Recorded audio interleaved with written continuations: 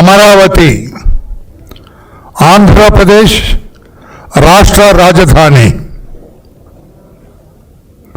ఎంతో పరిశీలించి ఎంతోమందిని సంప్రదించి పెద్ద పెద్దల మేధావుల, నిష్ణాతుల, రచయితల, చరిత్రకారుల ఆలోచనలను స్వీకరించి ఎంతోమందిని సంప్రదించి అమరావతి సరైన పేరు ఆంధ్రప్రదేశ్ రాష్ట్రానికి రాజధానిగా అని నిర్ణయించి ముందుకు వెళ్ళింది 2014లో ఎంపికైన ప్రభుత్వం. ఆ తర్వాత ఎందుకో తెలియదు, 5 ఏళ్ళు రాజధానిగా ఉంటే జగన్మోహన్ రెడ్డి గారు 2019లో వచ్చిన తర్వాత ఆయనకి ఎందుకో నచ్చలేదు. అమరావతి అని పేరు నచ్చలేదా, లేకపోతే అమరావతిలో ఉన్న రైతులు నచ్చలేదా, అమరావతిలో ఉన్న కొంతమంది నచ్చలేదా, అమరావతిలో ఉన్న ఎవరు నచ్చలేదో, మరి ఎందుకు నచ్చలేదో తెలియదు. ఆయన అమరావతి నాకొద్దు 3 రాష్ట్రాలని పెట్టారు. భారతదేశం అంతా ఫక్కున నవ్వింది. ఇదెక్కడ్రా బాబు అనకూడదు, కానీ వీడెవడ్రా బాబు, వీడు అంటే అదేమీ అవమానకరం కాదండి. వీడెవడ్రా బాబు, 3 రాజధానులు ఏంట్రా రాష్ట్రానికి? ఎక్కడనుందా భారతదేశంలో 3 రాజధానులు? ఉలిక్కబడింది భారతదేశం అంతా. Who is this chief minister? 3 రాజధానులు ఏంటి రాష్ట్రానికి అని చెప్పాను. అది నడుస్తూ ఉంది. దీనికి ఈ అమరావతి అనే పేరు ఉండవలసిందే అనేది ప్రజాభిప్రాయం. చంద్రబాబు నాయుడు గారు, కూటమి ప్రభుత్వం అధికారంలోకి వచ్చిన తర్వాత దీనికి చట్టబద్ధత కల్పించవలసిందే. మరలా వాళ్ళు వీళ్ళు దీన్ని కదపటానికి వీల్లేదు. ఏ రకంగా అయితే ఇతర రాష్ట్రాలకు పర్మనెంట్గా రాజధాని ఉన్నదో ఆంధ్రప్రదేశ్ రాష్ట్రానికి కూడా అమరావతి అలాగే ఉండాలి. ఎవరు ఉడత ఊపులు ఊపటానికి లేదు, దీన్ని కదల్చడానికి ప్రయత్నం చేయటానికి వీల్లేదన్న ఉద్దేశంతో మొన్న 28వ తారీఖున, ఈ నెల 28వ తారీఖున ఒక చారిత్రాత్మక తీర్మానం చేసింది గౌరవ ముఖ్యమంత్రి చంద్రబాబు నాయుడు గారి నాయకత్వంలో. ఆంధ్రప్రదేశ్ రాష్ట్ర శాసనసభ తీర్మానం చేసింది, మా రాష్ట్రానికి అమరావతి రాజధాని, పర్మనెంట్ రాజధాని, శాశ్వత రాజధాని అని తీర్మానం చేసింది. ప్రత్యేక శాసనసభని కాల్ఫర్ చేశారు స్పీకర్ గారు. 11 మంది ఎమ్మెల్యేలు ఉన్న జగన్మోహన్ రెడ్డి రావద్దండి, ఆయన అభిప్రాయం చెప్పొద్దండి, సిగ్గుతో లేక భయంతో, లేకుంటే సిగ్గుతో కూడిన భయంతో ఆయన శాసనసభకు రాలేదు. బయట నుండి మాత్రం రాళ్ళే ఇస్తారు, సిద్ధవస్తుడు అందులో. బయట నుండి మాత్రం నోటుకొచ్చినట్టు మాట్లాడతారు. బ్రహ్మాండంగా ఏకగ్రీవంగా శాసనసభ్యులందరూ కూడా మాకు అమరావతి రాజధాని అదే ఉండాలని చెప్పి తీర్మానం చేసి పార్లమెంటుకు పంపించడం జరిగింది. ఇక మొదలైంది, తాటాకు చప్పులు మొదలుపెట్టాడు జగన్మోహన్ రెడ్డి గారు. ఎలా చేస్తారు, ఇష్టం వచ్చినట్టు మార్చుకోవచ్చు అని ఒక పండితుడు అంటాడు, అతను బొత్స సత్యనారాయణ అనుకుంటా, లేకపోతే ధర్మానం, వాళ్ళిద్దరే ఇటువంటి అర్థం పర్థం లేకుండా మాట్లాడతారు. ఆంధ్రప్రదేశ్ రాష్ట్రానికి కూడా ముందు కర్నూలు అన్నారు, తర్వాత హైదరాబాద్ అన్నారు, తర్వాత అమరావతి అన్నారు. ఏమీ బుద్ధి లేకుండా, అవగాహన లేకుండా, ఆలోచన లేకుండా మాట్లాడతారు సార్. మొట్టమొదటిగా పొట్టి శ్రీరాములు గారు ఆత్మార్పణ చేసిన తర్వాత,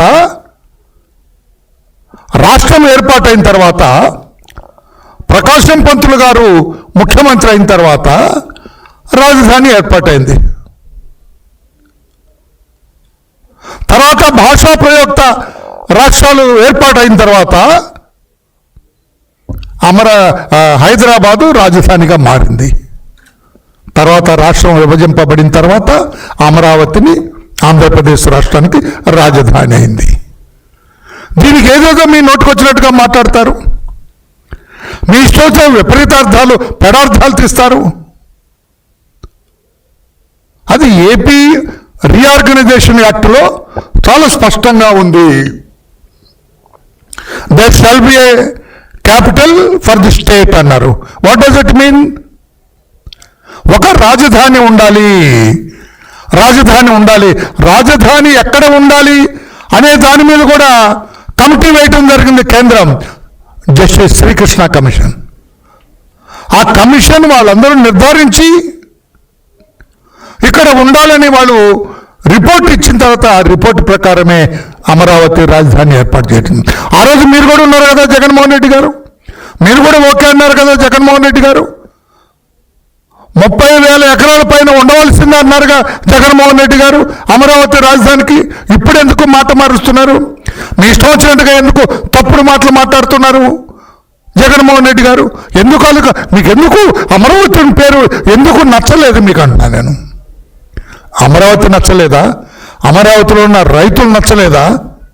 ఎవరు నచ్చలేదు? అమరావతిలో ఏదైనా కులం నచ్చలేదా మీకు? ఎందుకు ఈ రకంగా కుప్పిగంతులు వేస్తున్నారు? మీ బొత్సతోటి మీ ధర్మానతోటి ఎందుకు ఇలా కుప్పిగంతులు వేస్తున్నారు? పైగా అండి ఈయనకి భజన చేసే కొంతమంది కుహనా మేధావులు వాళ్ళు మాట్లాడతారు రాజ్యాంగ సవరణ జరగవలసింది. అరే క్యాపిటల్ అనేది ఏపీ రీఆర్గనైజేషన్ యాక్ట్ ప్రకారం జరుగుతున్నది, రాజ్యాంగం చేసింది కాదు ఇది. ఏపీ ఫార్మేషన్ అయింది స్టేట్ 2014లో. ఆ యాక్ట్లో సెక్షన్ 5లో క్లియర్గా చెప్పారు there shall be a capital. To that extent as per the AP reorganisation act ఇది జరిగింది. పర్మనెంట్గా శాశ్వత రాజధాని ఉండాలంటే పార్లమెంటులో బిల్లు పాస్ అవ్వాలి. బిల్లు పాస్ అయ్యి మాకు శాశ్వత రాజధాని కావాలని తీర్మానం చేసి పార్లమెంటుకు పంపించింది. పార్లమెంట్లో బిల్లు పాస్ అవుతుంది. There ends the matter. ఇక పర్మనెంట్ రాజధాని అవుతుంది క్యాపిటల్. ఇక పార్లమెంట్లో బిల్లు పాస్ అయిన తర్వాత ఇక రాజధాని ఎవడు కదపలేరు.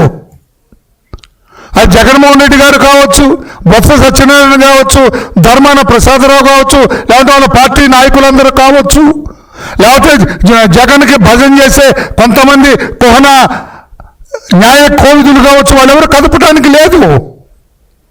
పార్లమెంట్లో బిల్ అయిన తర్వాత రాజ్యసభ కూడా ఆమోదం తెలిపిన తర్వాత ఇక nobody can touch the capital.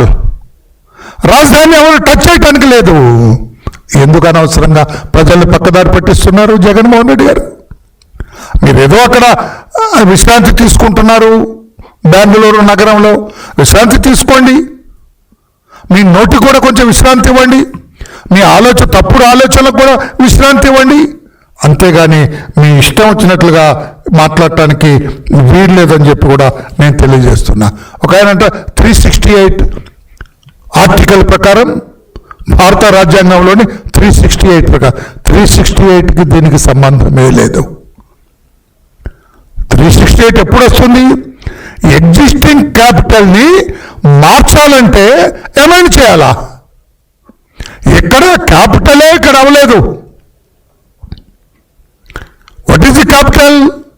Amaravati అనేది అసలు పక్కాగా అవ్వలేదు. అందుకనే permanent capital as per AP reorganisation act ప్రకారం జరుగుతుంది.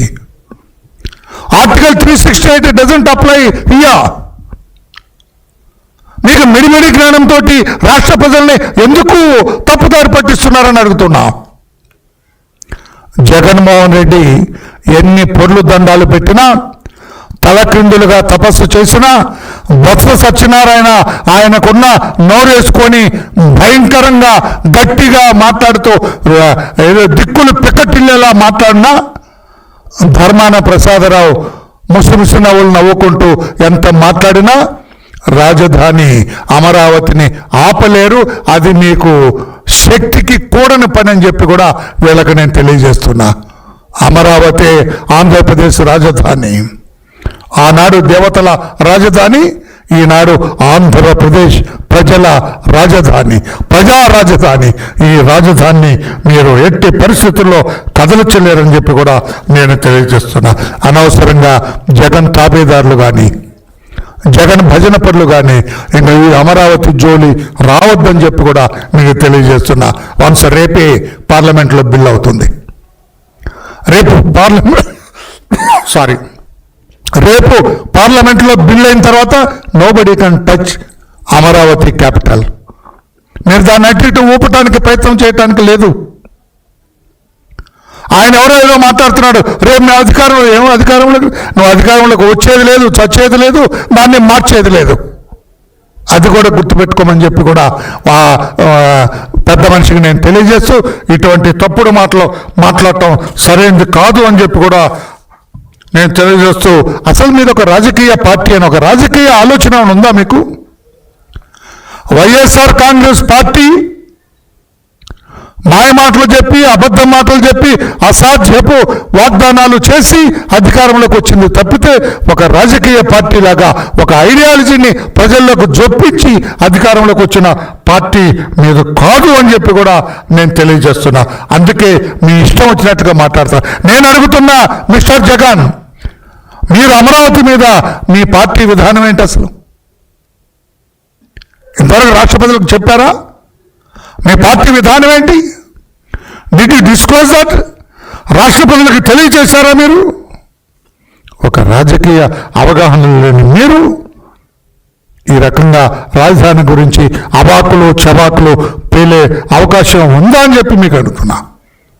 మీకే చెప్పేస్తుంది ఉంటే ఇవిడ అటెండెడ్ ది అసెంబ్లీకి రావాల్సింది మీ 10 మంది ఎమ్మెల్యేలను వెంట పెట్టుకొని. 10 ఈయనొకటి 11 అండి, నేనేం తప్పు చెప్పలా. 10 మంది ఎమ్మెల్యేలను వెంట పెట్టుకొని అంటే 11 అవుతారు. నేను వచ్చి చెప్పాల్సింది మీ విధానం. అక్కడే అసెంబ్లీలో అడుగుపెట్టాలంటే భయం, వణుకు. బయట మాత్రం మీ తాబేదారులతో మాట్లాడిస్తారు. సరైనది కాదు జగన్మోహన్ రెడ్డి గారు అని చెప్పి కూడా తెలియజేస్తూ